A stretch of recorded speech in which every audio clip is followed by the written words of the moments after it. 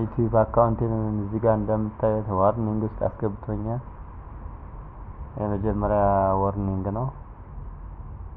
ዳሽቦርድ ላይ እዚህ ጋር እንደምታዩት የኮሚኒቲ ጋይድላይን ጥሰሃል ብሎ ዋርኒንግ ውስጥ አስገብቶታል። እንግዲህ ቀጣይ ከ90 ቀናት በኋላ ከ3 ወር በኋላ እንግዲህ የሚመለስልኝ ይመስለኛል። በጣም ያሳዝናል በእውነቱ።